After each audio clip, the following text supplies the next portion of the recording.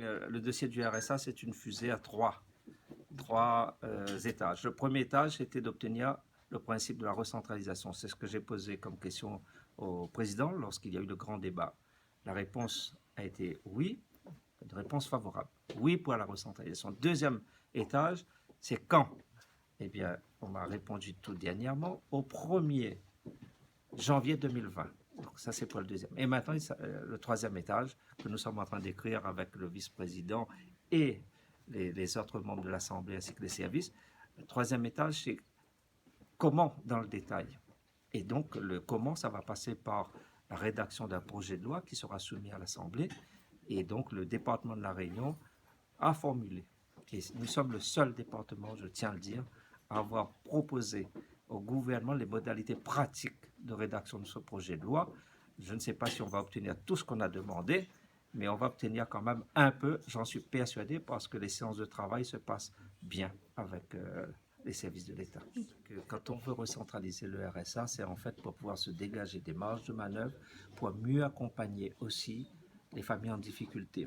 Mieux accompagner les bénéficiaires du RSA, mais pas seulement les bénéficiaires du RSA. Toutes les familles en difficulté, je pense aussi aux jeunes, je pense aux agriculteurs, par exemple. Vous voyez, donc on doit accompagner sans cesse notre public.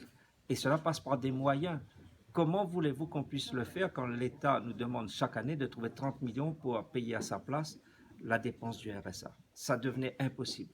Et donc là, nous avons un très bon dossier qui est l'accompagnement. On a demandé, le vice-président Jean-Marie Viraboulet a travaillé avec moi pour qu'on puisse présenter un dossier qui consiste à prévoir pour les personnes qui le souhaitent rentrer dans l'insertion, soit par la formation, soit par la mobilité professionnelle ou par exemple la création d'activités, d'entreprises, que ces personnes ne perdent pas leurs droits tout d'un coup. Droit à l'aide à logement, droit au RSA. Vous voyez? Donc, sur tous ces dispositifs, que l'entrée dans l'insertion ne doit pas être considérée comme étant un couperet qui fait que n'a plus droit à rien, là, parce que tout d'un coup, nous, ça forme à nous, ou bien on veut aller vers le monde du travail, bien, il coupe tout. Ça n'est pas bon. C'est pour cela qu'on veut le maintien de ces droits pendant une durée. Et ça va concerner 5000 personnes. C'est-à-dire cumuler le RSA et les revenus du travail? Cumuler le RSA, les revenus de la formation, les revenus du travail si ça rentre dans le cadre d'une mobilité, ou cumuler le RSA dans le cadre aussi de la création de sa propre activité, de son entreprise. Et pour chacune de ces modalités, donc on propose à l'État un canevas d'aide, et ça passe par le maintien du RSA durant le temps que la personne rentre vraiment définitivement, comme on dit, dans le monde du travail. Pendant qu'elle se forme, voilà, il faut l'accompagner. Et elle garde son droit à RSA. C'est ce que nous demandons. Mais attendons que la réponse arrive, parce que nous a dit ça peut se rentrer dans le cadre de l'expérimentation.